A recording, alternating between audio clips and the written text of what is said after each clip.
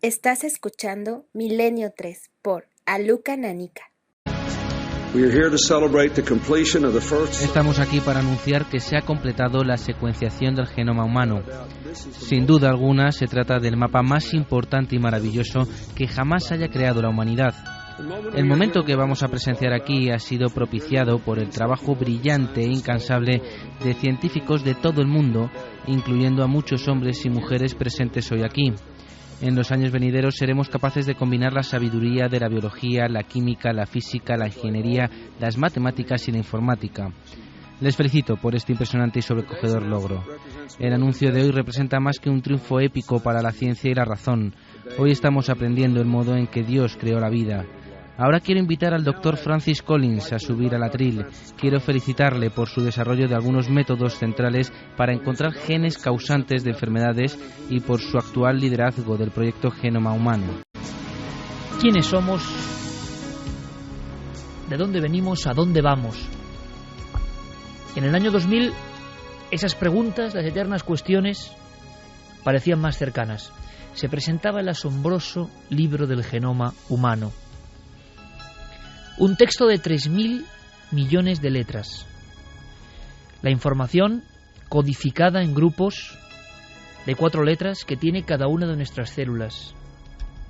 Para hacernos una idea de su grandeza, de la grandeza del ser humano y de muchos organismos de la naturaleza, para leer ese libro que está en cada minúscula parte de nosotros mismos, harían falta, en una lectura de páginas normales, 31 años de lectura seguida, noche y día. 31 años para entender lo que hay dentro de una de nuestras células. Eso ya de por sí, como primer impacto, como primera foto de esta noche, para abrir el dossier de Milenio 3 lleno de historias, ya nos pone en la tesitura de pensar qué demonios o qué dioses nos han construido, si es que nos han construido, porque desde luego la perfección, aunque a veces por supuesto hay errores, y sobre todo la cantidad de elementos que interactúan en las porciones más pequeñas de las que no somos conscientes, parecen obra de algo o alguien. ¿Por qué esta foto, si ya tiene prácticamente 12 años? Porque fue un momento cumbre, escuchábamos a Bill Clinton, y junto a Bill Clinton, tras él, luego tomando el atril, un científico, Francis Collins.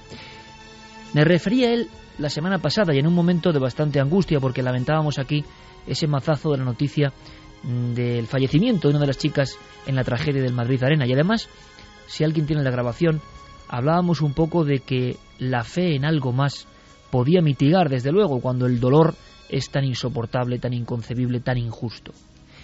Yo conté alguna andanza de Francis Collins, pero en esta semana he podido documentarme y creo que vamos a asistir, de una forma quizá inusual, con un retrato, una biografía, a este primer tema, porque es la historia de la búsqueda de un hombre. Y sorprende que ese Francis Collins, que luego tomó la palabra después de Bill Clinton para mostrar el documento, el mapa más importante de la humanidad, tuviese una conversión tan curiosa, tan extraña para muchos, inconcebible para la mayoría. Es posible que ese científico, el director del proyecto Genoma Humano, hubiese sufrido una serie de acontecimientos que nos parecen poco menos que impensables con una mente racional. Bueno, vamos a conocer su historia y eso va a dar lugar, estoy seguro, esta noche a un debate aquí y con todos vosotros. ¿Qué opináis? Porque desde luego esta especie es prodigiosa y no se parece a las demás. Este organismo vivo de la naturaleza ha logrado secuenciar su propio genoma humano de 3.000 millones de letras de información. Por lo tanto, no debemos ser cualquiera cosa. Eso pensó en aquel momento Francis Collins. Lo que dijo es lo siguiente: es un día feliz para el mundo. Me llena de humildad el darme cuenta de que hemos echado el primer vistazo a nuestro propio libro de instrucciones. Instrucciones que solo Dios conocía. Sobre todo como buen científico, racionalista, bioquímico, matemático, genetista, había surgido su interés por el conocimiento con un profundo ateísmo. ¿Qué había pasado? ¿La historia interesa? ¿Puede valer de algo? ¿Tiene que ver con lo espiritual? Parece que sí, y lo vamos a contar esta noche. Pero por supuesto, hay muchísimas más historias. 1:36, Milenio 3, porque esto es una forma de aproximarse a la realidad, a la naturaleza, a lo que está pasando en cada momento. Y ya sabéis, nuestro objetivo, contaros todo lo que está ocurriendo. Y esto de Francis Collins también está ocurriendo de alguna forma. Las implicaciones son muy fuertes filosóficamente y científicamente. ¿Es posible unir la investigación científica, lo racional, lo probado, con algo tan escurridizo que se escapa de los dedos, pero que muchos pueden llegar a sentir, como es la fe en algo superior a nosotros mismos? Nos hemos acostumbrado a que lo probado, lo tangible, pertenece a un mundo y la creencia a otro. ¿Será cierto? ¿Qué dice de esto el director del proyecto Genoma Humano, el gran libro de nuestra propia esencia? Solo espero que os quedéis tan boquiabiertos como yo al entrar de lleno en la historia, en la búsqueda, en la epifanía y en la experiencia de este singular personaje, esta brillantemente científica. Pero hay muchas más cosas, algunas sensacionales y quizá tengan también una misma traza de esa especie de desconocido que lo recoge todo y lo revisa todo. Por ejemplo, los animales, que a veces hacen cosas prodigiosas, inconcebibles también para nuestra mente. Javier Sierra, como siempre, tiene todos los datos. Javier, buenas noches. Muy buenas noches, Iker. Si ya nos sorprendió aquella ballena que hablaba, que era algo, pues fíjate, sobrecogedor, que ponía la carne de gallina, que nos comunicaba con algo o alguien, ¿no?, con cierta inteligencia. Ahora pasan más cosas, nuevos datos. Ahora pasan más cosas. Ahora ha salido a la palestra y además se ha convertido en una de las imágenes y de los sonidos más vistos esta semana la historia de un elefante asiático en Corea del Sur, en un zoo de Corea del Sur, donde lleva cautivo prácticamente toda su vida, que es capaz de vocalizar una serie de palabras en perfecto coreano, casi como si fuera un ser humano, y que ha llamado la atención evidentemente de biólogos y de personas, en fin, interesadas. Y a raíz de ahí, como siempre, te has puesto a investigar, ya has encontrado cosas. Pues he encontrado muchísimas cosas y además repasaremos algunos de los proyectos de investigación de lo que se ha venido a denominar la comunicación interespecies. ¿Pueden animales de diferentes especies comunicarse? ¿Comunicarse con otra especie distinta no se parecerá mucho a lo que quizá dentro de poco, ojalá, sucederá cuando nos comuniquemos con una civilización extraterrestre? ¿Qué comunicación, qué nexos hay entre ambos esfuerzos, entre la búsqueda de inteligencia extraterrestre y la búsqueda de la inteligencia animal que convive con nosotros? Ciencia, filosofía, misterio, búsqueda en Milenio 3. Carmen, buenas noches. Buenas madrugadas. Por supuesto, de inmediato abriremos las vías de contacto porque hay algunos temas muy polémicos y muy tabú, porque es difícil hablar de todo esto, parece.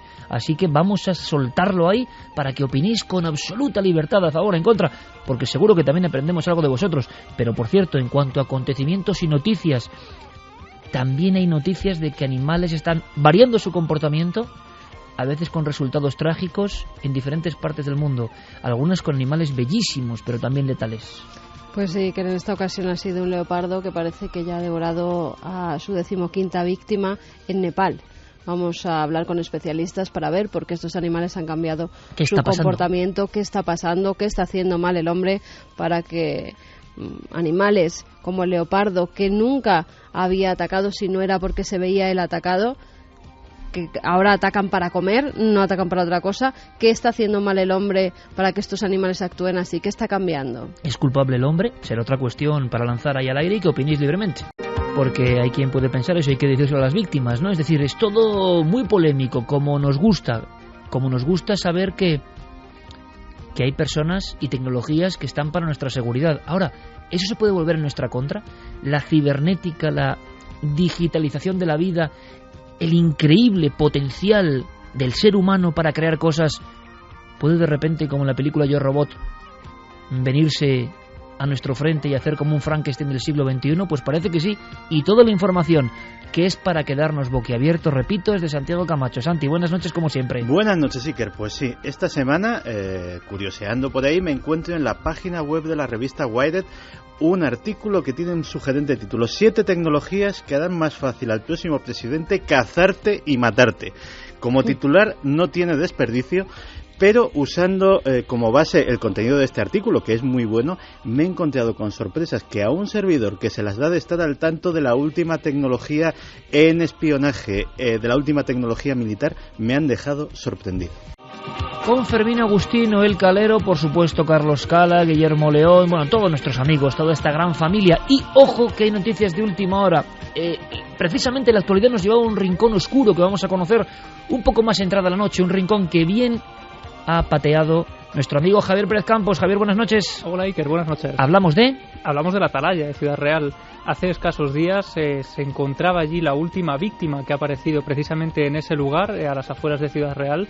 Un lugar marcado por la leyenda, marcado también por la tragedia desde que ocurrió allí uno de los crímenes más extraños que han ocurrido en esa localidad y que desde luego tiene historias bastante insólitas y desconocidas que vamos a conocer hoy. Un lugar muy especial, ¿verdad? Carmen, ¿te acuerdas? Daba un poco de escalofrío. Sí, bueno, además porque hay gente dentro, gente que se mete y que ha sufrido incluso accidentes, y también pues algunas personas que se metían allí para asustar a otros, con lo cual hay que tener cuidado en estos lugares. Bueno, vamos a saber por qué la Atalaya es noticia. Y por cierto, prácticamente hace minutos hemos conseguido una cosa interesantísima. Os digo el titular: la policía en Basauri, y esto yo creo que es un hito, nos enviaba una filmación que Guillermo León va a colocar en ikerjimenez.com, siempre en interactividad total, una filmación de la policía vasca sobre Basauri, un objeto, nunca habían visto nada parecido.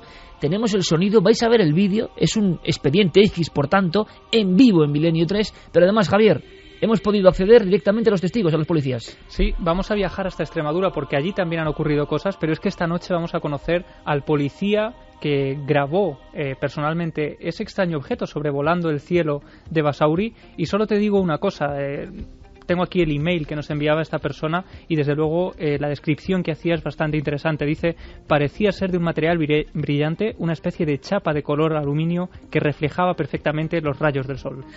Y todo eso coincidiendo con una efeméride que no podíamos dejar de subrayar esta noche aquí. ¿Qué día es hoy, Iker? Hoy es 11 de noviembre.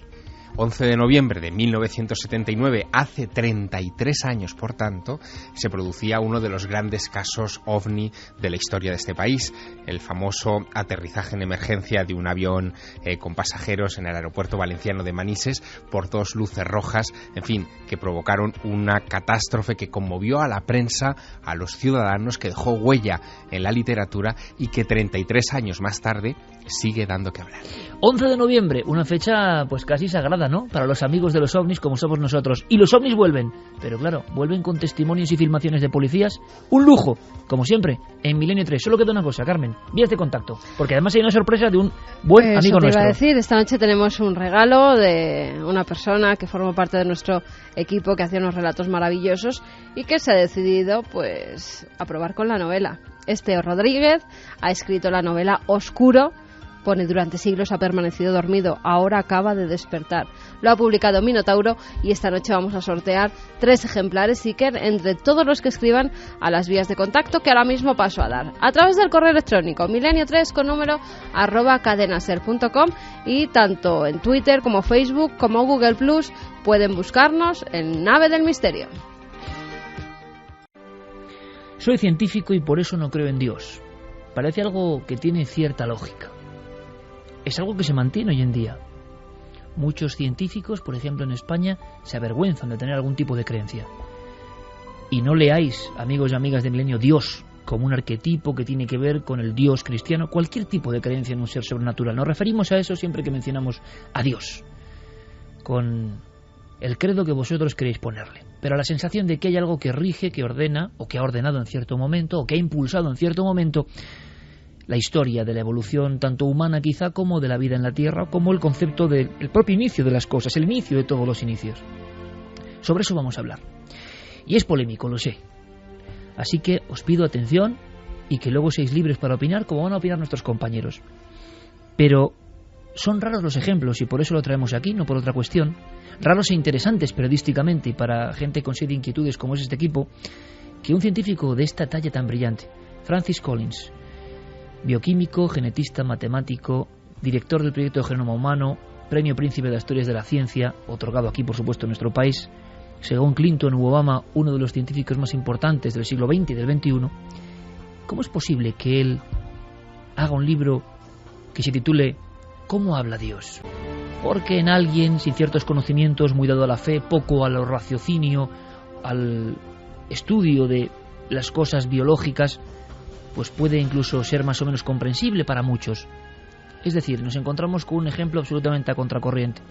Y yo he prometido algunos datos, vamos a hacerlo.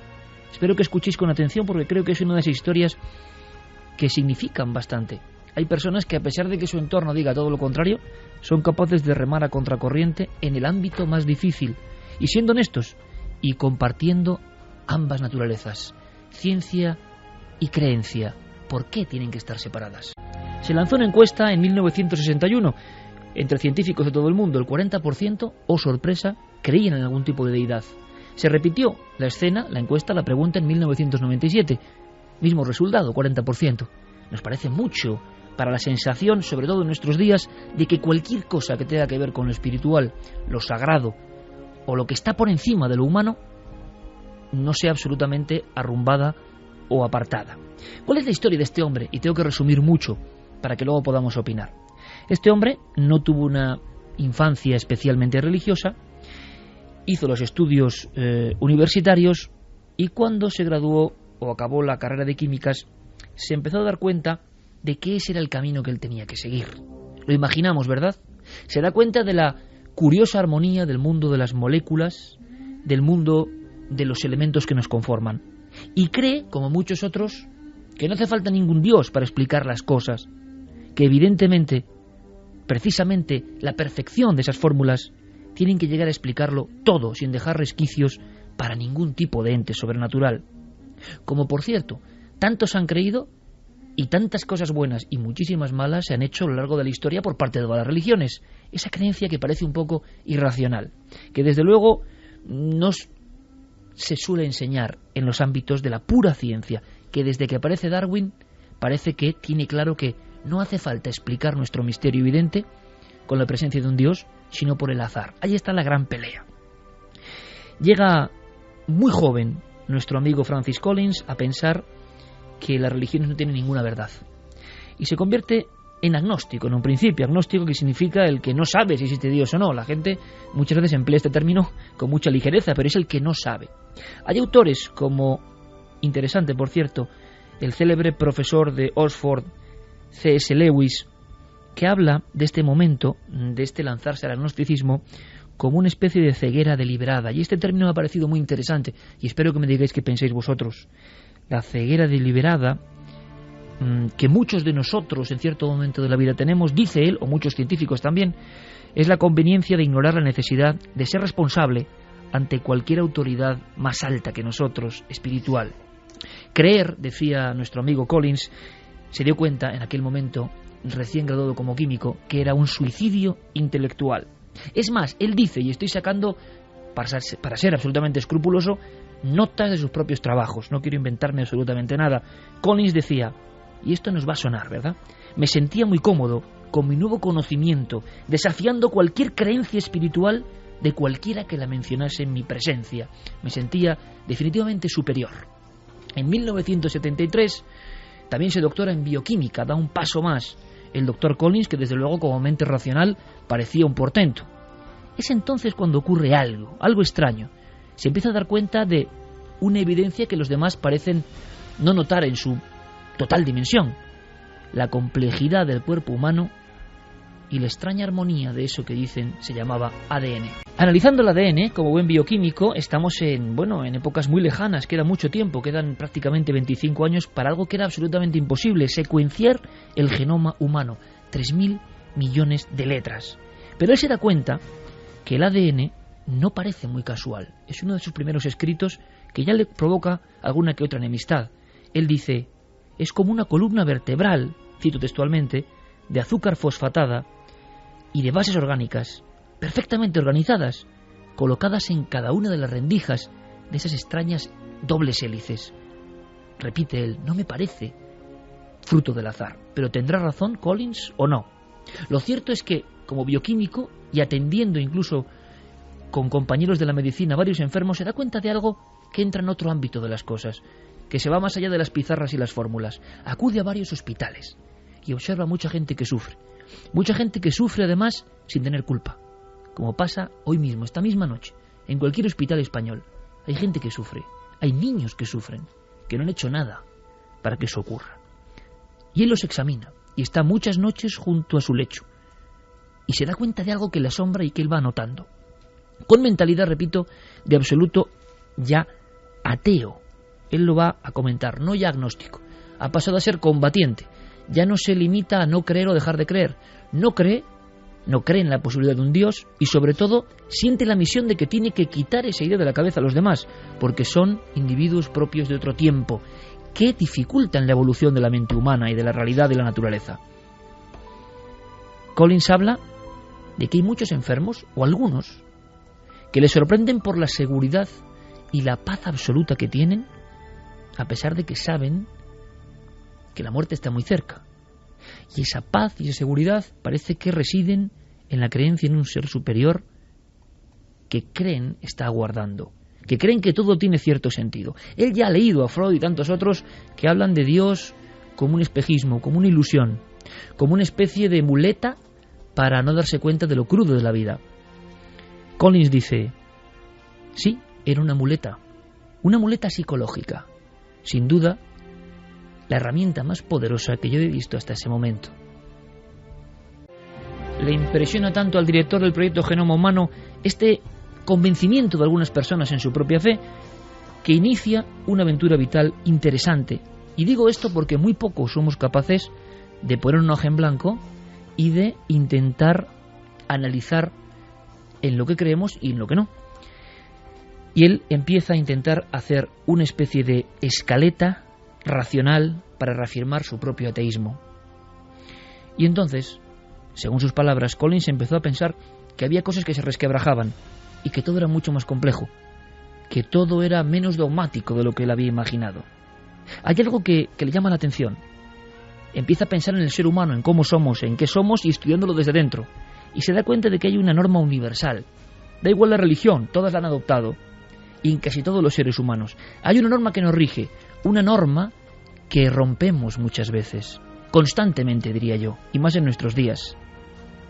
La ley moral, saber desde muy pequeños lo que es correcto e incorrecto, como si fuese una clave del significado profundo del universo.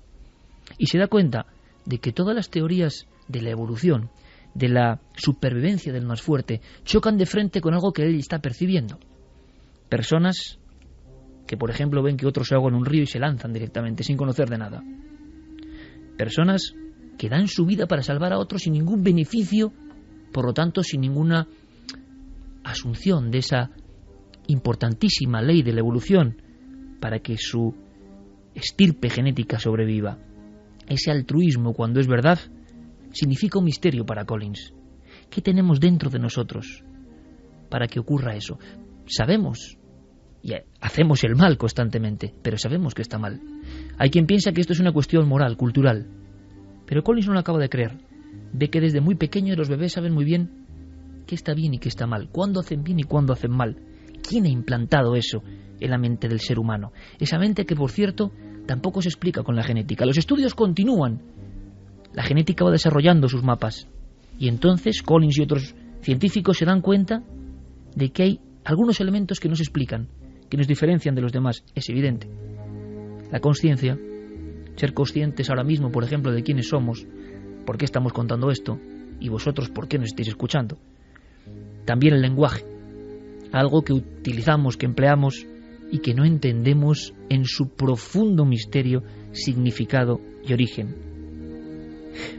Eran verdades que científicamente no se podían demostrar, y se dedica noche y día este hombre, con todos sus medios, a intentar saber dentro de los genes dónde está ese extraño salto, dónde está ese instante en que de pronto nos convertimos en una cosa muy difícil de explicar. Dice este hombre, Francis Collins, en su historia comprimida y reducida, desde luego, en los momentos cumbre, que metido en toda esta dinámica tan diferente, tan extraña y tan digna del ridículo y de la burla por parte de colegas científicos, que él siente en ciertos momentos de su vida, muy puntuales, una sensación de lo que él ha llamado anhelo de lo sagrado. Son momentos muy concretos, no hace falta que sean grandiosos ni que otro lo entienda. Una emoción de una luz distinta. Le ocurre en alguna ocasión, algunas veces, con cierta música en un momento de su vida y contemplando un paisaje. En mitad de unas clases tremendas, él se marcha, no sabe bien cómo ni a dónde, escapa de la urbe y se queda contemplando un paisaje donde hay una cascada helada.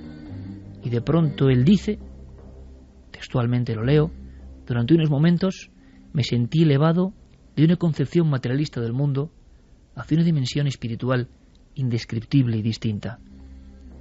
Todo esto que me estaba pasando eran simples combinaciones de neurotransmisores en mi cerebro, simple azar, simples cargas eléctricas que se combinan dentro de mi cabeza. Y surgió mi duda, dice Collins. Hay una señal en todos nosotros, una señal colocada en lo profundo del espíritu humano que muy de vez en cuando, quizá una vez en toda la vida, apunta hacia algo mucho más grande que nosotros mismos.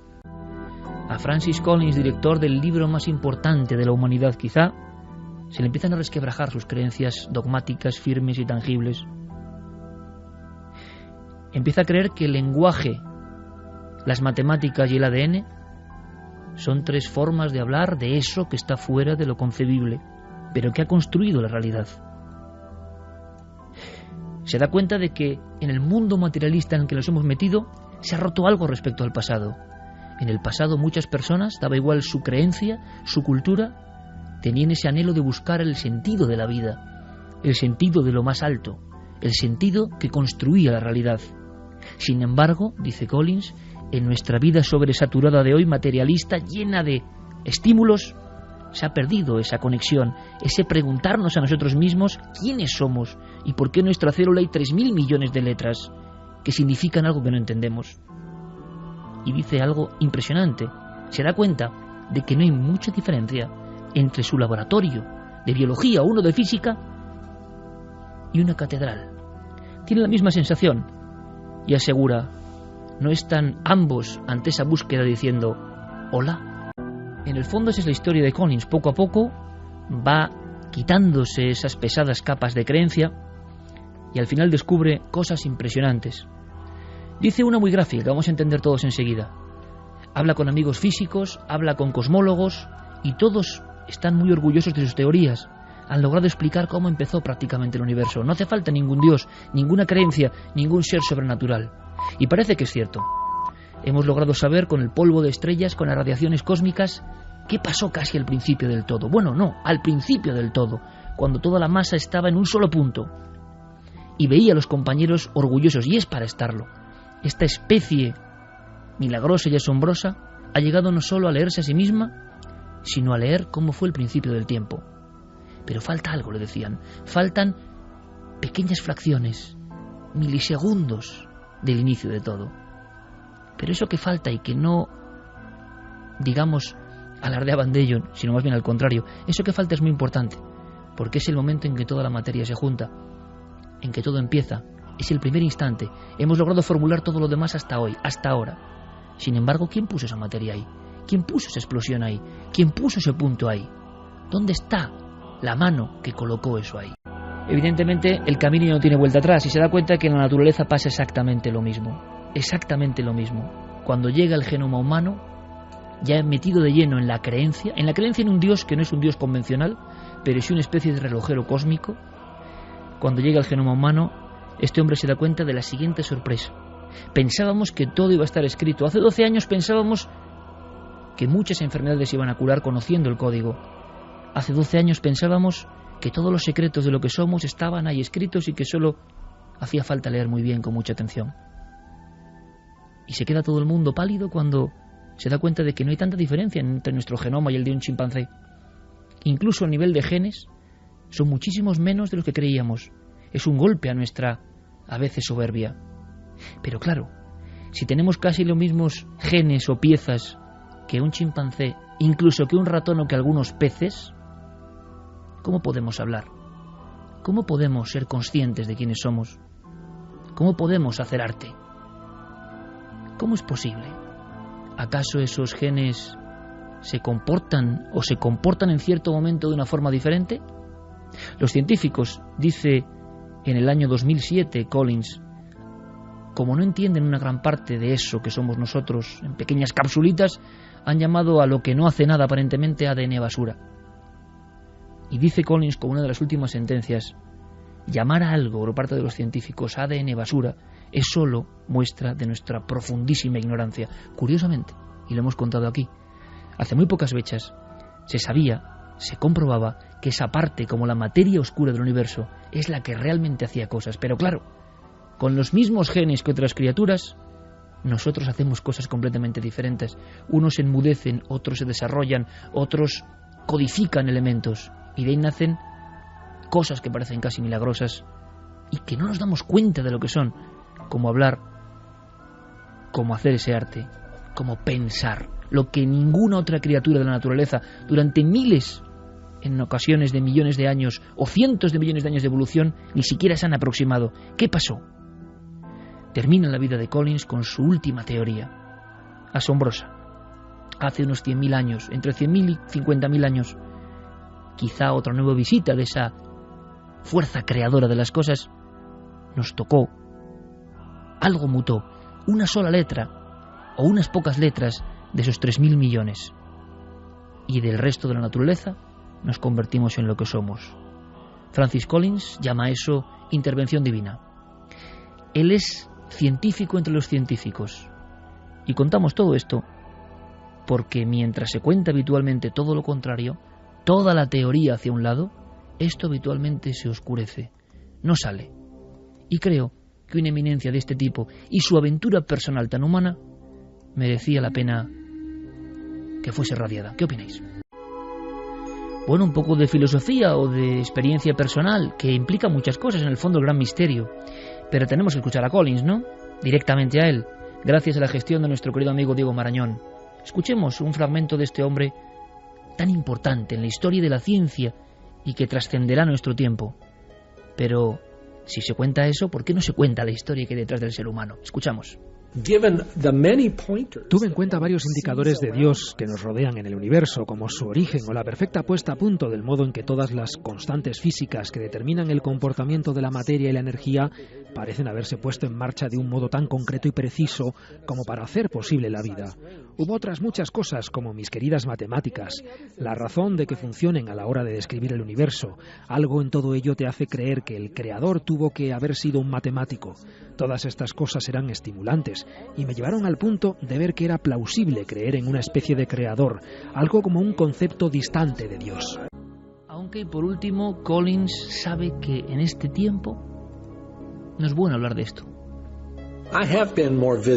Me he hecho más visible en términos de hablar sobre ciencia y fe que otros científicos con los que he estado, a pesar de que un 40% de nosotros somos creyentes en algún Dios, y eso está bien documentado por varias encuestas. Sin embargo, no es algo necesariamente fácil para un científico hablar de este asunto. Hay algo de tabú en círculos académicos a la hora de abordar asuntos de fe. Este tema dejaría vacía una sala de conferencias más rápido que cualquier otro que conozca. La gente se siente incómoda. Hay un sentir general de que esto no tiene nada que ver con la ciencia y de que estos temas se deberían dejar para el ámbito del hogar o para la iglesia y no mezclarlos. Entiendo las razones para esa incomodidad por parte de algunos que no quieren que se mezcle la ciencia con una perspectiva espiritual. Si buscas responder una pregunta científica, deberías usar la ciencia para ello. Al mismo tiempo, creo que es una pena que esta visión haya llevado a mucha gente a creer que la ciencia y la fe son de hecho totalmente incompatibles y que no hay modo de unirlas. 2:07. Nuestro primer bloque, la historia de un hombre que va a lo profundo de las creencias, un científico de primer nivel mundial. ¿Y qué opina nuestro público, Carmen? Pues mira, por ejemplo, Guillermo Arangüena nos dice: el ADN basura está desconectado a propósito, es lo que no nos permite elevar nuestra conciencia a otra dimensión. Qué interesante, yo no sé si es verdad o no, pero desde luego hay titulares de los oyentes que me parecen magníficos. Podría ser así. Pablo Lara nos comenta que Martin Gardner pasó de la creencia a la ciencia en la juventud y fue uno de los más importantes divulgadores científicos norteamericanos. Paula Plaza: el ser humano es el único animal que tiene casi plena conciencia de cuando hace algo malo, y mira lo que hacemos. Marian Hernando: Dios es un concepto que escapa a nuestra comprensión, pero los humanos misteriosamente necesitamos creer en él. Silian nos dice que cada vez somos más los que pensamos que Dios fue solo creado para que la gente temiera su castigo. Pablo dice que la ciencia sin religión es coja, la religión sin la ciencia es ciega. Es una cita de Albert Einstein. MJ Junior: si alguien cree en algo, ese algo existirá para él. Aquel que no crea en nada, nada existirá para él. Bueno, yo me estoy quedando muy sorprendido porque cada sentencia de nuestros amigos y amigas de Milenio 3, estamos aquí varios anotando. O sea, que os tomamos muy en consideración y os lo agradecemos. Sobre esto, porque me han dejado muchas cosas en el tintero, pero hablando de lo sobrenatural interviniendo en la vida, hay una frase de Collins que yo le comentaba a Javier Sierra que me parece muy interesante. Dice, pasan, según él, claro, milagros, hechos sobrenaturales. Pero si tu mente se ha modelado de tal forma que excluyes la posibilidad racional de que eso ocurra de verdad, tú nunca vas a ver el milagro ni vas a ver lo sobrenatural. Eso de yo tengo que ver para creer, es como si fuera un poco al revés, ¿no? Si no crees, no vas a ver casi nada. Es muy difícil que ante estos hechos escurridizos, como los que contamos aquí tantas veces, si tú ves una figura que sale en la carretera y realmente es un fenómeno extraño, y tu mente está ya suficientemente solidificada en el racionalismo, tú no vas a poder ver. Echarás mano de cualquier argumento, creerás tú mismo que no has visto lo que a lo mejor has visto. Es decir, la filosofía personal de cada mente influye en el fenómeno que se presenta. Juan José Marín dice qué porcentaje de científicos hay a cada lado. Fran Ojeda... Pues según Collins, 60-40. Me parece muy alto el 40, ¿no? Pero bueno. Fran Ojeda, curiosamente, antiguamente se reían de los científicos cuando se alejaban de la creencia en Dios. Ahora se ríen de los científicos que se acercan a Dios. La sociedad siempre ha juzgado a quien va a contracorriente. Mario Leonardo, ¿qué pasa este año con los científicos? ¿Ya están dando su brazo a torcer con lo inexplicable y lo paranormal? Anselmo Ciur, el fallo es que hemos utilizado a Dios para explicar las cosas que para nosotros no tenían explicación. Cuando la ciencia avanza y lo explicaba, deseábamos a Dios, pero Dios no es la muleta donde apoyar nuestro incompleto conocimiento. Muy interesante, absolutamente. El propio Collins asegura que, claro, Dios ha servido muchas veces para rellenar huecos incomprensibles que científicamente se pueden explicar. Evidentemente, la ley de Darwin algo tiene que decir, y la propia genética algo tiene que decir. Sin embargo, las últimas fronteras, y las hemos contado aquí, las cosas que no entendemos bien, están tan lejanas como al principio. Lo que nos hace distintos sobre todo, y el inicio de las cosas, incluso el inicio de la vida en la Tierra, o sea, no sabemos cómo se inicia todo es el universo, no sabemos bien qué es el universo, no sabemos cuándo se inicia la vida en nuestro planeta, piensan que es azar, pero no se ha vuelto a dar esa condición. Tampoco sabemos muy bien el gran salto que da nuestra mente. O sea que son cuestiones que interesan, pero de las que se habla poco. ¿Qué opináis de esta biografía contada así a vuela pluma de... Claro, es que no son cualquiera, ¿eh? Bueno, muchas de las afirmaciones que hoy nos has contado de Francis Collins las firmaría sin ningún titubeo un personaje fundamental de la historia de la ciencia como Isaac Newton. Newton era también un creyente, además de un enorme científico. Él dedicó una parte de su vida a la búsqueda de Dios en la Biblia. Él incluso era, en fin, en ese sentido muchísimo más ortodoxo que lo que pueda estar detrás de las creencias de Francis Collins, y llegó a decir cosas como que los números formaban parte del plan de Dios, que es algo que Collins dice aquí, ¿no? Y llegó a decir incluso también que cuando él había estudiado el sistema solar, la distribución de los planetas, en fin, la armonía de las esferas, como entonces lo llamaban, a él no le cabía ninguna duda de que detrás había una enorme inteligencia, un ser supremo y súper inteligente que había ordenado de forma deliberada todo aquello.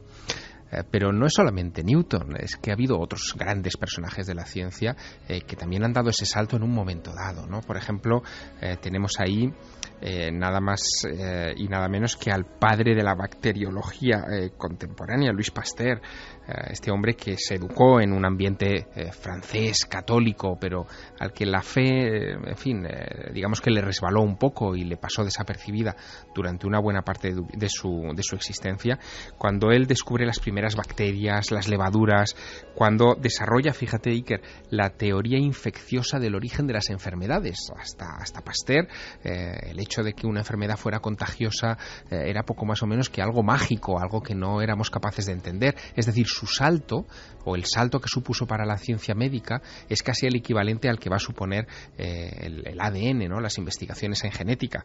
Y este hombre, en el discurso de aceptación o de ingreso en la Academia de Ciencias de París, centró buena parte de su argumentación en torno a la búsqueda del alma. Él se había dado cuenta de que detrás de los procesos biológicos, microbiológicos del ser humano, había un diseño, había un orden, había algo que excedía a lo que podría entenderse como un plan meramente natural, que aquello había sido pensado, que había una supermente detrás. Nada que ver con el azar, ¿no? Y luego la sensación de que también, con el mismo fervor, se encuadran las personas y las creencias en una fe también muy dogmática en ocasiones, que no quiere saber nada del adelanto científico, que tampoco se entiende, una fe que se enroca en sus propias normas. No tienes fe si no compartes la fe exactamente como lo han dicho que tiene que ser. Bueno, hay una clave ahí, Iker. Francis Collins comentaba en esto que nos decías, que cuando él estaba en la otra parte, en el lado de los descreídos, él se sentía superior al resto, que había un punto de orgullo, ¿no? Como de superioridad intelectual sobre el contrincante, sobre ese pobre diablo que cree en Dios, ¿no? Pues fíjate, Pasteur decía que la verdadera enemiga de la fe es la soberbia, no la ciencia, ¿no? Es una buena frase. Sí, es una muy buena frase. Pero también hay que decirlo, dogma y fanatismo desde el lado de la creencia, ¿eh? Y por eso ha habido tanto problema a lo largo de la historia. Creer en la ciencia solo como norma para explicar el mundo. Yo he escuchado a algunos y buenos compañeros, yo solo creo en la ciencia. Bueno, es tu forma de ver el mundo, pero haberlo hecho en honor a otro Dios, sea el Dios que sea, y que esa sola sea la verdad. Sin embargo, el misterio, Santi, fíjate, la humildad del misterio de las cosas, y es lo que yo creo en este momento, te pone en una situación de no poder creer nada dogmáticamente. Es que yo creo que el desencuentro de la ciencia con la idea de Dios viene más bien de una confusión entre el continente y el contenido. Para muchos científicos, la idea de Dios es el equivalente a la religión, cuando muchas veces la religión, y esto a lo mejor le sienta mal a alguien, pero así lo siento, ha sido el peor enemigo de Dios. Cuando la idea de Dios, la idea espiritual, pasa de ser algo íntimo a ser algo organizado, a ser algo donde el dogma, el rito además cuyo contenido profundo se ha olvidado hace mucho tiempo, el rito hecho mecánicamente, pasa a ser lo importante, cuando las normas morales son prácticamente aleatorias en muchos aspectos, dependiendo del uso y costumbre social más que de una moral natural, pues lógicamente la ciencia se pone enfrente, pero por reacción la ciencia acaba convirtiéndose en otra religión con su dogma, con su rito y con absolutamente los mismos lastres que la religión teísta. ¿Y compartes enteramente el credo o no lo compartes? Hay una pregunta que queda ahí que es muy interesante y que este hombre también intenta abordar, que es ¿por qué Dios, si existe, permite tanto sufrimiento, ¿no? Que es la que no se acaba de entender muy bien. Y él cuenta, es una página estremecedora, él cuenta, es como una historia que me contaron de una chica que está estudiando, que está preparándose para ser licenciada en químicas, que está en su apartamento, entra un intruso por la ventana con un cuchillo, la amenaza, la viola varias veces, le destruye anímicamente y nunca se le captura. Y dice, esa persona era mi hija, la hija de Francis Collins. Y dice, aún intento aprender qué clase de mensaje. Dice, nunca he implorado más a Dios por qué no detuvo ese momento. Y te habla, claro, de la situación del libre albedrío de los seres humanos. Y luego también comenta que su hija se dedicó a hacer terapia y a calmar, es muy curioso, a decenas de mujeres que han vivido la misma experiencia. Pero debe ser la parte que menos entendemos, ¿no? Ese sufrimiento que no se comprende y que todos achacamos, si hay un Dios, ¿por qué no nos ayuda en este momento, no concreto? Y dice Collins concretamente que aunque no los entendamos, parece que hay una serie de planes que no los comprendemos, pero que podemos intuir que existen. Luego es muy importante también el asunto de esos momentos de tremendo esplendor, donde un científico con esa carga impresionante de racionalismo, él mismo se pregunta, ¿qué pasa aquí para que note yo algo que está fuera de todo eso?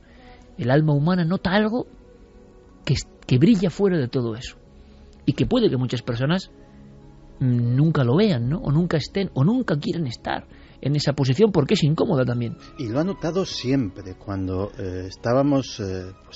acabábamos de salir de las cavernas, pues nuestros dioses eran cabezas de ciervo cubiertas de pieles. Luego en la época clásica eran superhéroes con túnica, básicamente.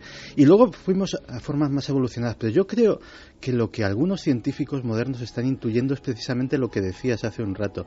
Ese Dios del primer segundo, ese Dios que era potencialidad, que era todo lo que iba a ser, todo lo que es, todo lo que será, y todo lo que ni va a ser, ni fue, ni será.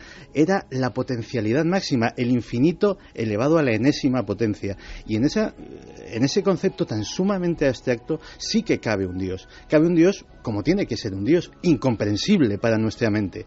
pero realmente yo creo que esa pulsión a acercarnos a eso que nunca vamos a poder asir porque no tenemos capacidad mental para asir, es, yo creo que como las polillas que se acercan a las bombillas, es algo que es una pulsión natural en nosotros. Pero a mí me interesa que esta noche lancemos esta cuestión, ¿por qué no? Ya que detectamos que realmente no es popular, no es, y ahora me explicáis, Javier, Carmen, lo que os inspira todo esto, ¿no? Libremente.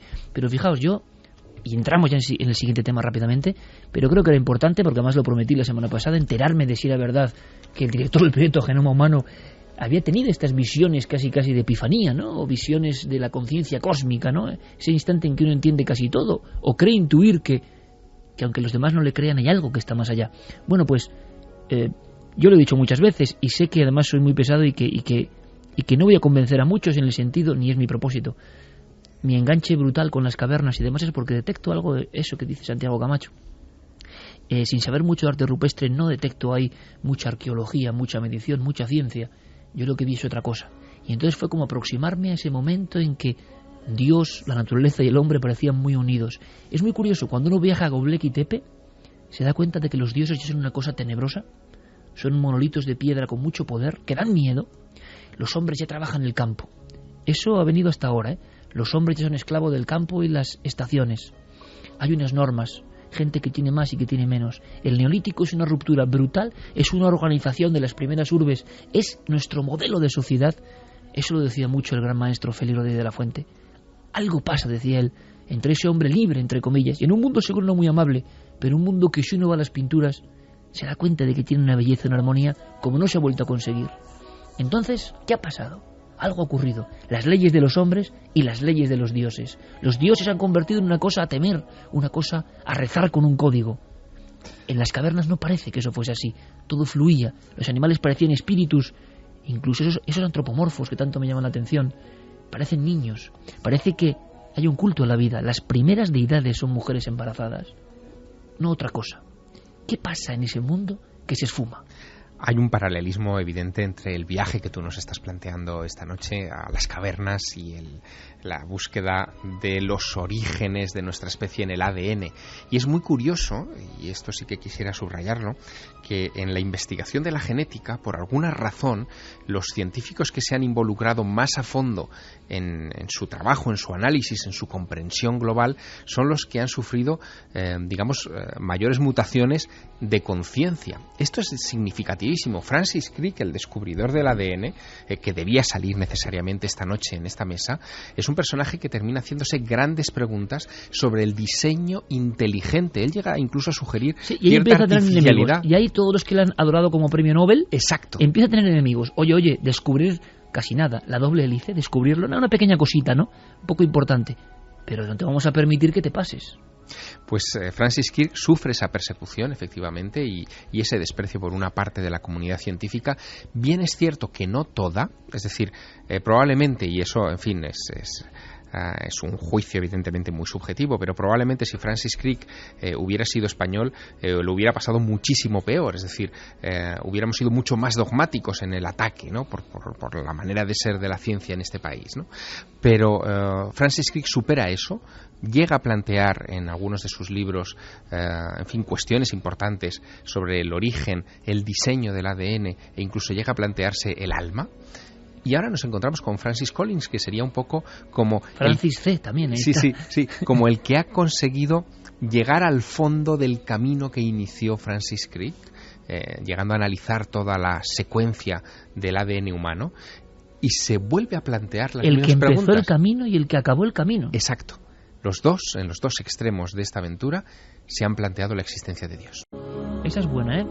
¿Qué opináis? ¿Qué os sugiere? Es una historia tremenda, profundísima en su carga. Yo no sé también si las personas no están dispuestas, otra cosa que yo he ido aprendiendo.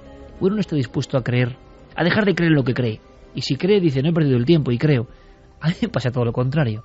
Yo creo una cosa, voy de aquí para allá, en la permanente duda, ¿no? Pero hay muchas personas que, y es justo, está bien, no lo sé, van por un camino y no salen del camino nunca, ¿no?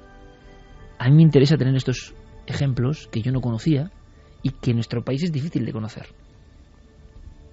¿Qué os ha parecido?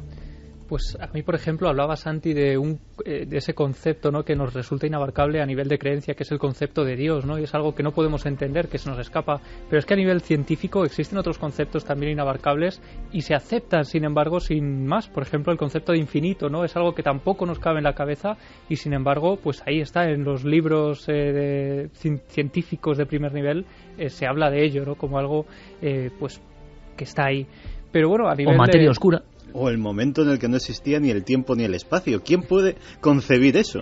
Claro, ahí está donde voy. Francis Collins lo que hace es algo que es lo puramente científico, lo que debería ser al menos la postura científica, que es plantearse lo implanteable, ¿no? Porque si al fin y al cabo los científicos se hubieran quedado anclados en esas teorías de hace siglos, pues seguiríamos ahí. Si no se plantearan absolutamente ningún camino nuevo, ninguna nueva vía de investigación, al fin y al cabo pues seguiríamos anclados en lo mismo, ¿no? Y investigando siempre lo mismo.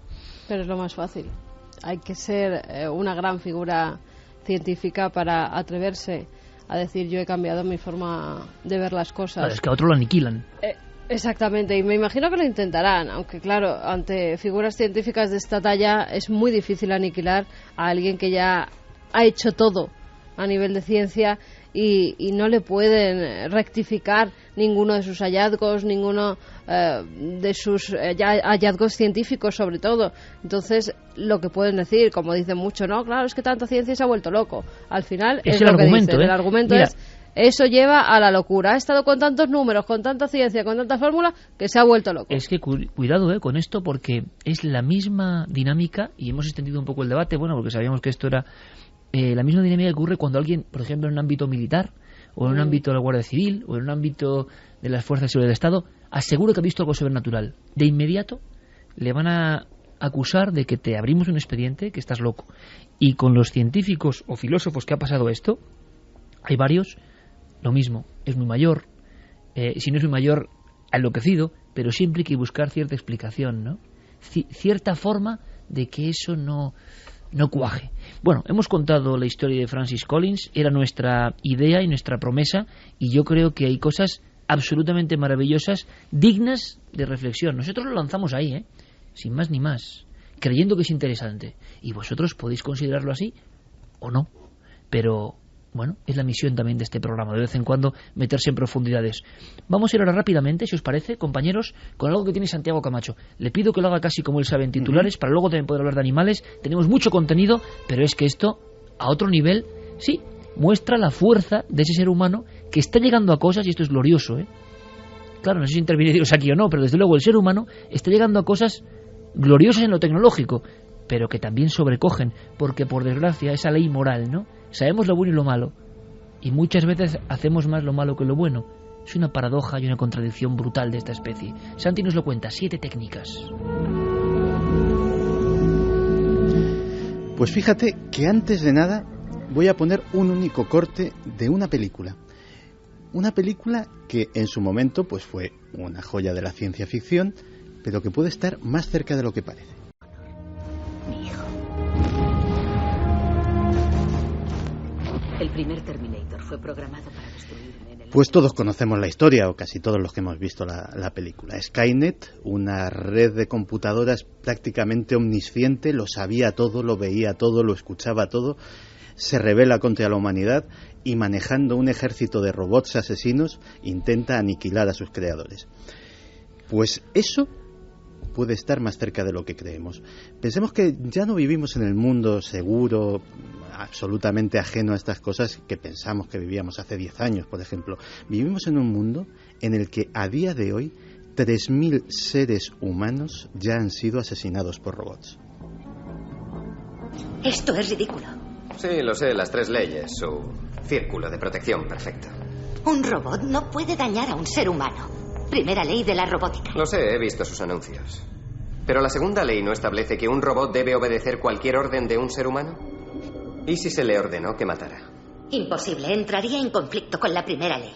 Ya, pero la tercera ley establece que un robot puede defenderse. Sí, pero solo si esa acción no entra... Isaac Asimov creó las 3 leyes de la robótica.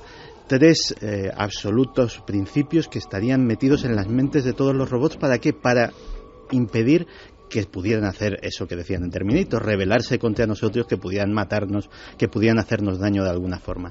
El problema es que ahora mismo hay muchos robots, ahora mismo en el mundo, que no tienen esas 3 leyes ni las van a tener nunca. Son los drones, son los robots militares que a día de hoy pues están adquiriendo la capacidad de autonomía, están adquiriendo la capacidad de decidir por sí mismos quién vive y quién muere, sin que un operador humano sea el que maneje el joystick del avión robótico, del helicóptero equipado con un fusil de francotirador, de las 1000 variedades de estas máquinas que ya existen en el campo de batalla.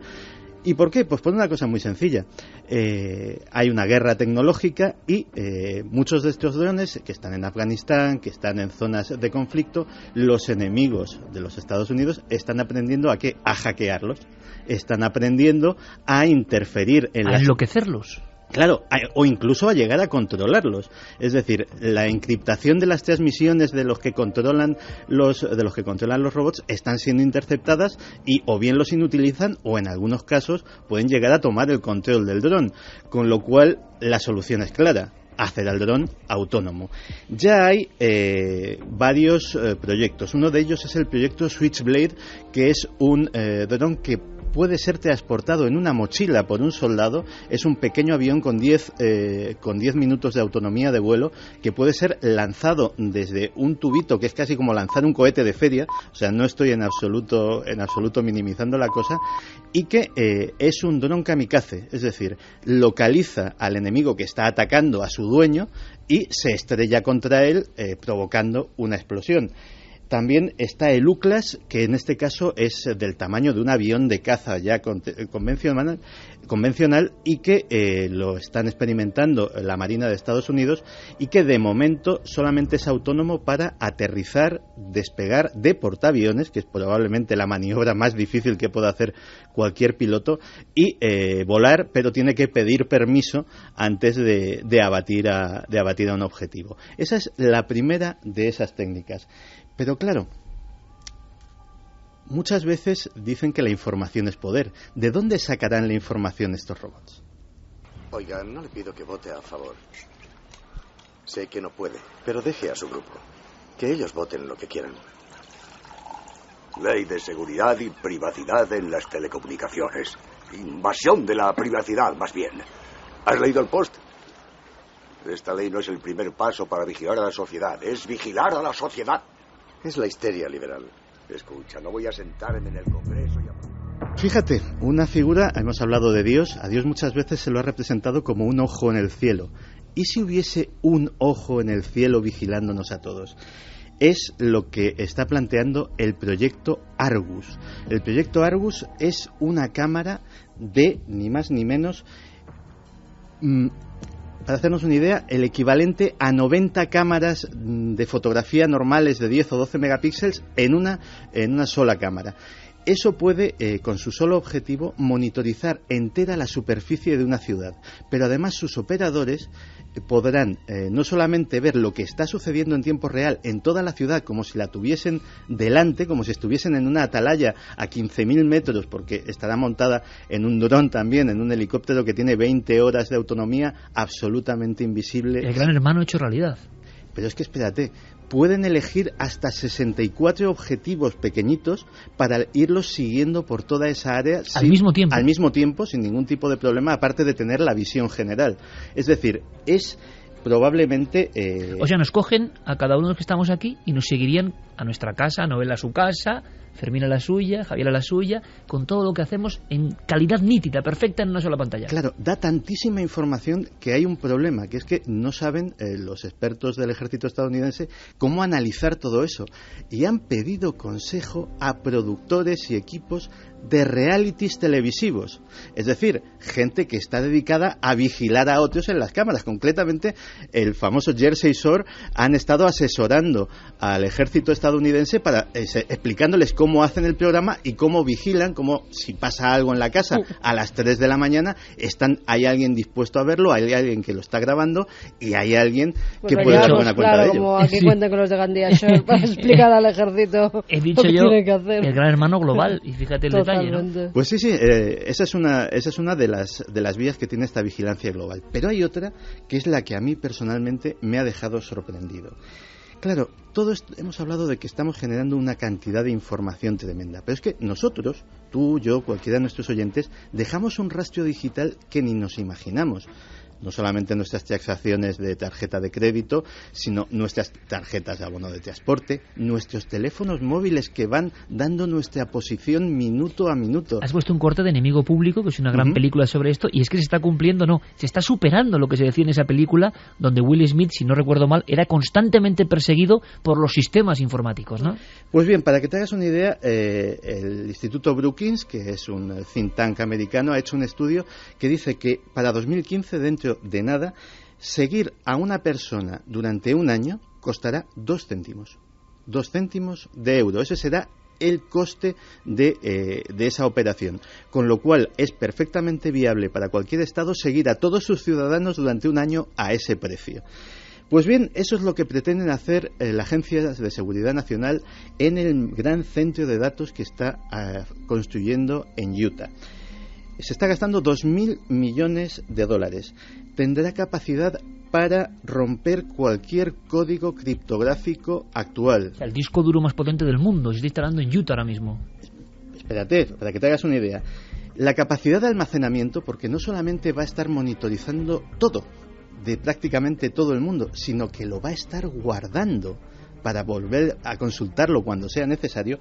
La capacidad de almacenamiento se va a medir en yottabytes, que yo ni había escuchado la palabra. Yottabyte. Un yottabyte es 10 elevado a 24, un 10 con 24 ceros de bytes. Para hacernos una idea, es 100.000 veces más que el tráfico anual de Internet. O para hacernos una idea, son 500 quintillones de páginas de texto. Esa será la capacidad, y no de uno. O sea, probablemente tenga más de un yottabyte. Como Dios, términos incomprensibles también, ¿no? O sea, es decir, quintillones. Quintillones. No un billón, ni un trillón, ni un cuatrillón. Quintillones. Y no uno, 500 de páginas de texto que puede almacenar eso. Prácticamente todo el planeta va a ser un objetivo potencial de este centro de datos, donde va a estar prácticamente todo lo que se haga, todo lo que se diga, todo lo que se vea, porque no solamente va a monitorizar correos electrónicos o páginas web o este tipo de cosas, va a grabar llamadas telefónicas, va a grabar todo lo que esté en las cámaras de vigilancia de prácticamente todo el planeta que estén conectadas en red. Es decir, va a poder seguir a una persona en lo que hace, en lo que dice, en lo que compra, en lo que lee, en lo que ve en Internet, en sus gustos, en sus amigos, en sus enemigos, prácticamente al toque de un botón. Cuando uno va a Berlín a ver el Museo de la Stasi y ve que esos gruesos expedientes que tenían prácticamente de todos los ciudadanos, eso se va a quedar en nada. Es decir, no es tanto tener un grueso expediente con información relevante que tener absolutamente toda la información, la relevante y la no relevante. ¿Cuánto se ha gastado en la compra? Nuestra vida en un pendrive. Esa es la clave de este asunto. Es decir, hace mucho tiempo, cuando la CIA tuvo su primer ordenador, claro, ocupaba una habitación como este estudio, que es de grandes dimensiones, y tenía poco menos de 1 gigabyte, y había costado millones y millones de dólares. Ahora mismo hay pendrives que tienen 1 terabyte de capacidad, a un precio prácticamente irrisorio. Eso es a lo que se refería el Instituto Brookings. Tener a la gente controlada ha bajado de precio muchísimo, y en eso es en lo que se van a basar. Siguiente tecnología que también me ha llamado mucho la atención. Claro, todo esto es para vigilar, pero ¿y para matar? Micromisiles. Es decir, claro, nos imaginábamos un misil, pues es una cosa enorme, un Tomahawk es una cosa también de un tamaño importante, pero ¿y un misil que apenas pese 2 kilos y puedas metértelo en el bolsillo prácticamente y tenga esa misma capacidad, un alcance enorme y poder acertar en un blanco específico del tamaño de una moneda? Pues esas cosas también se están desarrollando. El que sea curioso, que mire el proyecto Battle Hawk, Halcón de Combate, un misil muy chiquitito. Tecnología de seguimiento. ¿Sabías que, por ejemplo, para seguir a miembros de Al-Qaeda en la búsqueda de Bin Laden se utilizaron etiquetas seguidoras que emitían radiofrecuencia que eran del tamaño y el grosor de un papel de fumar? Es decir, que iban metidas en forros de ropa, que iban metidos en paquetes de tabaco, que iban escondidas prácticamente en cualquier sitio y que podía seguirse a la gente con eso.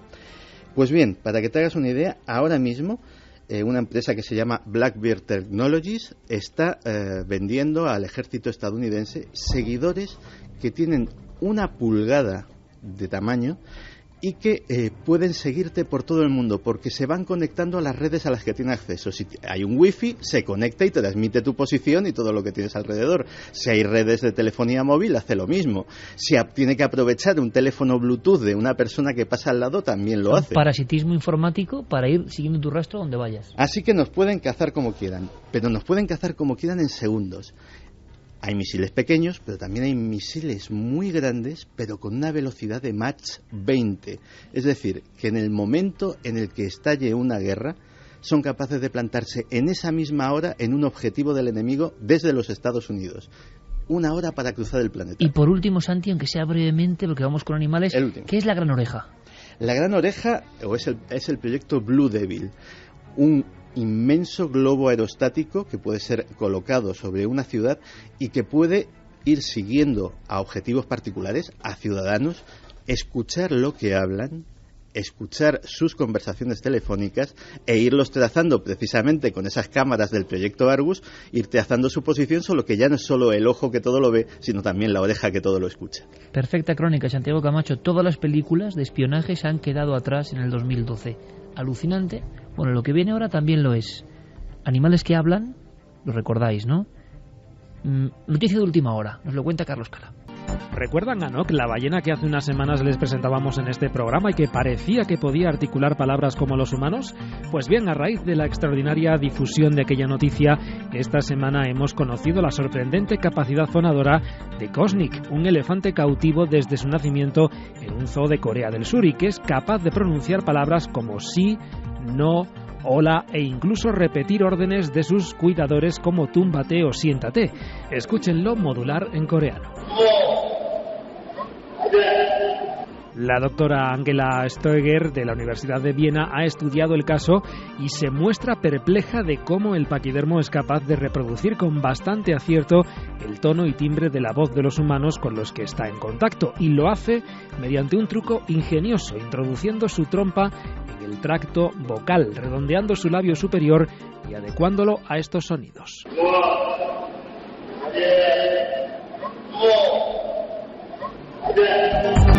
2:41. Por si no lo habéis escuchado bien, vamos a repetirlo, Noel, por favor, porque esto es un elefante.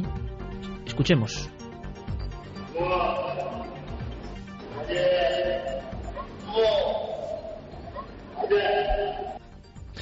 Y hace no tanto tiempo, Javier nos traía esta historia impresionante, la de la ballena que intentaba comunicarse de alguna forma, ¿no, Javier? Ballena que estaba en una reserva en San Diego, en California, y que había sido investigada por la Marina de los Estados Unidos, que antes mencionaba Santi Camacho, y que sorprendió a propios extraños cuando de repente la oyeron parlotear, pues como la vamos a escuchar ahora.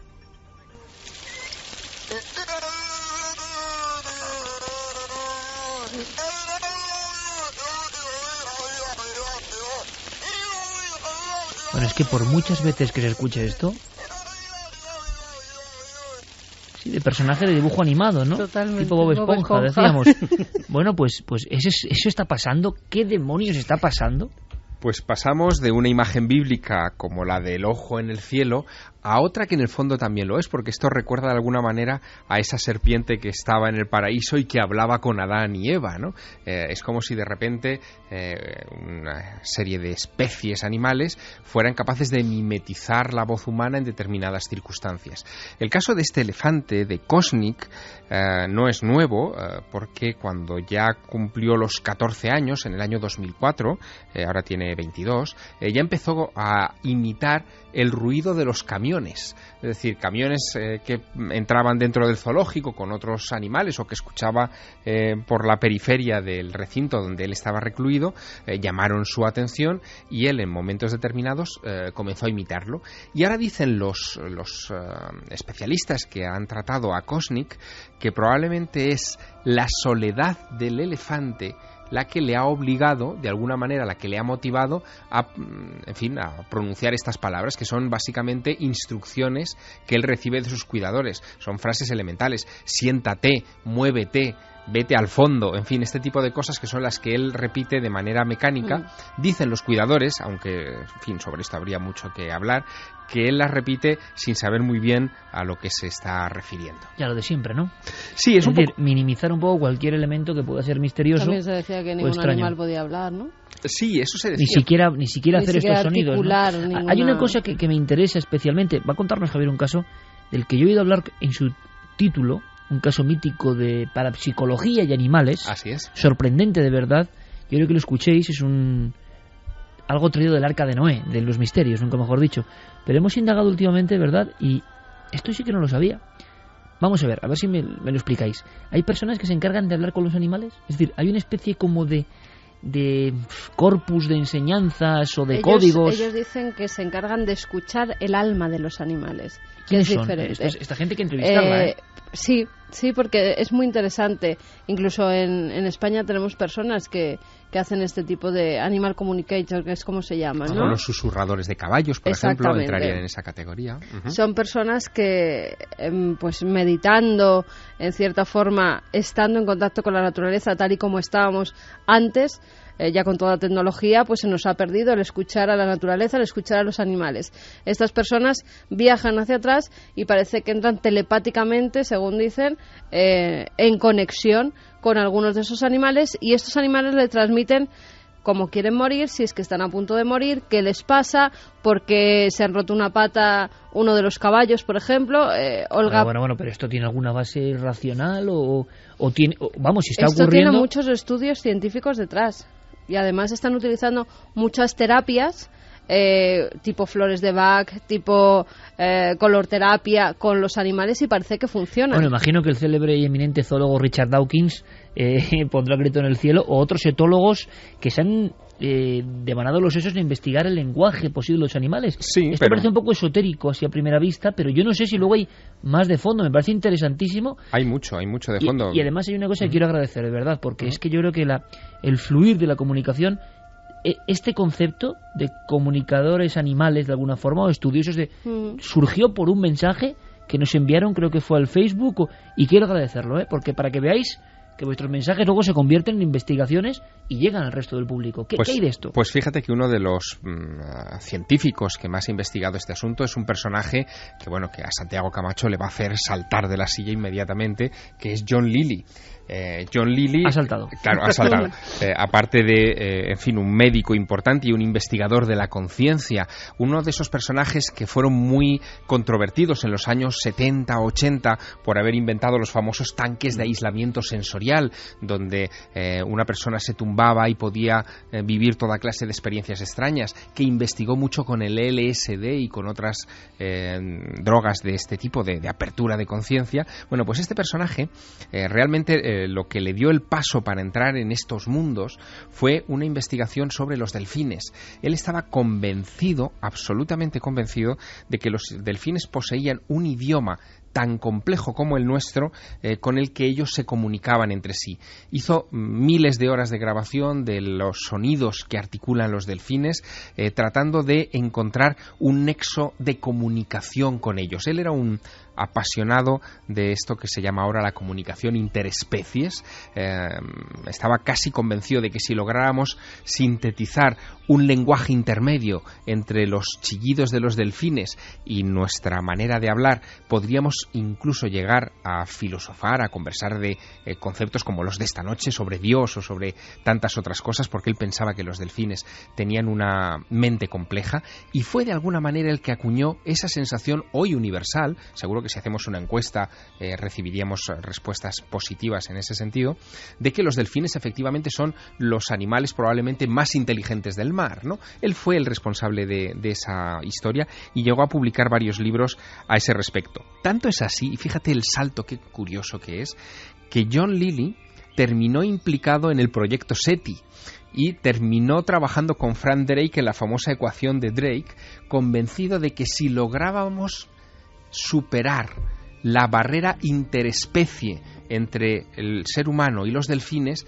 lograríamos también comunicarnos con una civilización extraterrestre a futuro. Y ese salto hizo que dentro de los proyectos de investigación del proyecto SETI, él fundara una especie de orden, digamos, o de club dentro de ese concepto que él llamó la Orden del Delfín. Esto que nos pone Noel, Apocalipto, que parece el alarido de la naturaleza, una naturaleza evidentemente herida, y luego hablaremos de noticias que tienen que ver con eso, con cambios de comportamiento en animales. Ahora, yo fíjate, escuchando por ejemplo a Javier, me está dando cuenta a veces de la forma más sencilla, que es como uno se da cuenta de las cosas. Mira que son inteligentes los animales, mira que llevan milenios, millones de años de evolución, y parece que no hay un lenguaje ni siquiera, si lo hay es muy rudimentario por lo que vemos. Yo estaba escuchando el parlamento de nuestro amigo Javier y digo, ¿qué ha pasado?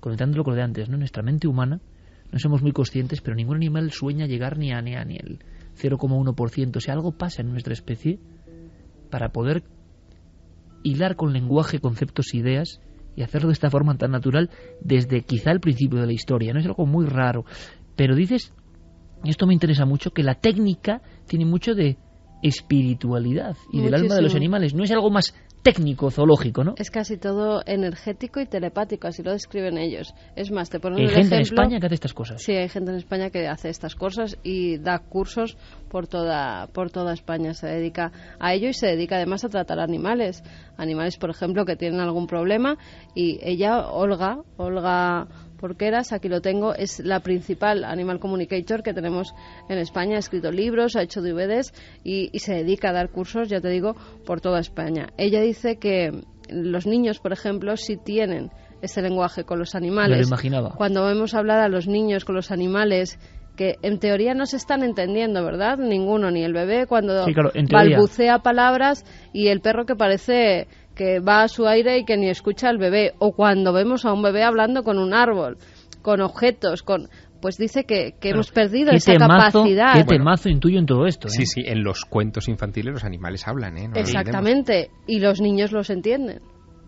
Pues esa capacidad que hemos perdido, que cuando nos hacemos mayores ya perdemos por completo, de entender, saber escuchar o intentar oír a nuestros animales de compañía, por ejemplo, se pierde por completo, pero los niños lo siguen conservando. Me estoy quedando perplejo porque es un universo que yo no conocía y que incluso ha llegado a nuestro país, que mira que eso es difícil, ¿eh? Sí, ya hay gente, ya te digo, que está haciendo estos cursos, como por ejemplo ayudando a sus animales de compañía, ayudando a sus perros cuando estos tienen un cáncer, a superar esa enfermedad de determinada forma, si es que es un cáncer que se pueda superar. También con otra cosa que se llama healing, que es como masajes energéticos que se dan a esos animales. ¿Y hay especies? Sí, bueno, vamos a entrevistar intentando Iker, entender. Mira, esta chica, por ejemplo, dice que intenta ayudar a los animales a morir, porque les pregunta: ¿quieres que te pongamos la inyección cuando ya no hay nada que hacer con ellos, o quieres que llegue tu día? Y que la contestan. Ella sabe que contestan, que el perro dice: no, yo quiero acabar ya de sufrir, pero en mi casa, no quiero morir en el veterinario, quiero estar acompañado de mis seres queridos. Pero vamos a ver, ¿y hay alguna especie, por lo que intuyo parece que se habla mucho de perros, ¿no?, pero que tiene esa mayor facultad? Ella dice que habla en teoría con los animales en sí, porque sale con caballos, con gatos, con perros. Bueno, ¿esto es un delirio o algo más? Vamos a intentar descubrirlo, desde luego, con todo el respeto. Me parece abrir una vía, una punta del iceberg increíble. Y te pediría, Javier, por favor, ya que estamos en la recta final, que nos contase esa historia increíble. Pues tiene que ver un poco... Un periquito, un ave. Exacto, tiene un poco que ver con lo que estaba diciendo Carmen, el trasfondo espiritual de esta historia, si es que realmente lo tiene. Ha habido en los anales de lo paranormal un caso que se ha comentado mucho, sobre todo en España y sobre todo gracias a Germán de Argumosa, porque es uno de esos casos que, de confirmarse, demostraría que los animales en determinados momentos pueden tener incluso facultades mediúmnicas. Nos tenemos que retrotraer a la Navidad de 1970, cuando un matrimonio, el matrimonio Bondamarós, compra un periquito para su hija Bárbara, es una adolescente, y a ese periquito lo llaman Bucci y se convierte en uno más de la familia. Bueno, el caso es que Bárbara muere por problemas médicos a los 13 años, muere muy joven, y el periquito comienza a hablar a partir de ese momento. Antes no había dicho una sola palabra, los periquitos en ocasiones, pueden hablar, pero hasta la muerte de Bárbara no había articulado palabra. Comienza a hablar con una voz muy grave, como masculina, dando mensajes, diciendo que yo soy Bárbara, ¿no? Hablándolo en esa terminología, o cosas más surrealistas. Yo soy Bárbara y es comprensible para la familia. Es comprensible para la familia, pero es que lo curioso de este asunto, a diferencia por ejemplo, los loros, que a veces cuentan cosas sin venir a cuento, este periquito parece que respondía a las preguntas de la familia, como si hubiera una especie de diálogo sencillo, básico, en el que la familia podía preguntarle por su estado, por dónde estaba, y el periquito iba contestando con un vocabulario que no es propio, desde luego, de la memoria de un ave y que superaba con mucho lo que un periquito, en fin, puede almacenar normalmente en su cerebro. El asunto es que comienza incluso a profetizar cosas, ¿no? La abuela se va a caer, o el vecino, el señor Gunther, va a tener un problema con el coche. Cosas de ese estilo que hacen que el periquito se convierta primero en un consuelo para la familia, pero inmediatamente después en una atracción para todo el mundo. Esta noticia, la noticia de la existencia de este periquito, llega en la primavera de 1973 a oídos de Konstantin Raudive, el famoso padre un poco de la investigación moderna de las psicofonías, que decide crear una pequeña comisión de investigación, ir a la casa de los Bondamarós y colocar micrófonos para tratar de grabar como sea a este periquito. Bueno, Germán de Argumosa, que como sabes ha tenido muchas intervenciones también delante de estos micrófonos, pero también delante de otros muchos, hablando con Juan Antonio Cebrián hace algunos años, le contaba cómo Konstantin Raudive le llamó, le llevó a esa casa y él pudo presenciar, siendo parte de ese comité de expertos, lo que allí estaba sucediendo, y lo contaba así. El periquito se movía en la habitación. Allí estábamos un grupo de parapsicólogos de diversos países, todos invitados por el doctor Raudive, Konstantin Raudive. Pues bien, teníamos magnetófonos por todos los sitios, para que en el momento en que este animal hablase, recoger las palabras.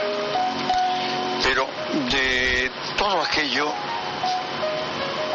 de cuanto yo observé allí, les puedo asegurar que a mí lo que más me impresionó, por las consecuencias terribles que podía tener aquello para aquella señora, era cuando de vez en cuando le ponía comida en sus labios y el periquito iba a comer en los labios de la señora Bondamarós. Y es que para ella, ese periquito, cuando hablaba, quien hablaba era su hija muerta.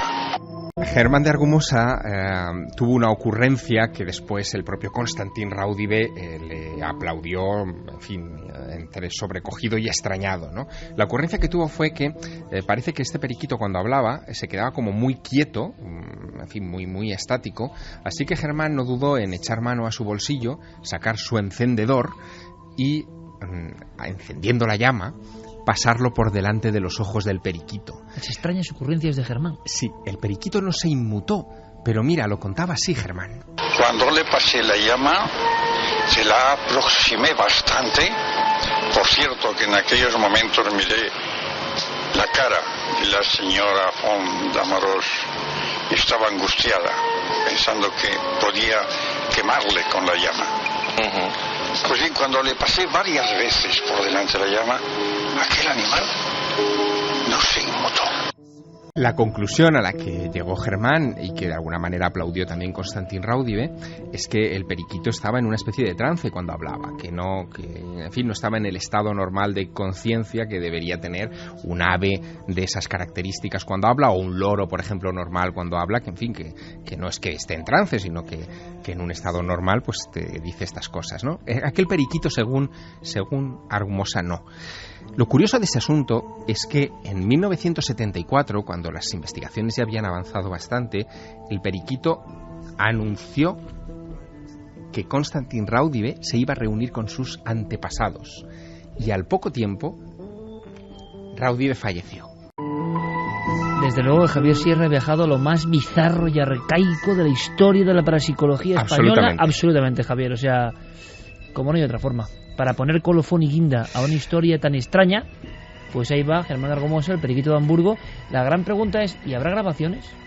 Pues mira, es una de las cosas que yo he estado buscando más esta semana y no he podido encontrar ninguna grabación del sonido del periquito, pues, de ninguna de las voces del periquito. Quizá voy a preguntar a nuestro querido amigo Santiago Vázquez, que puede que tenga alguna de esas informaciones y puede ser alucinante. Como siempre, sorprendente. Javier Sierra, hasta la próxima semana, amigo. Hasta la próxima semana.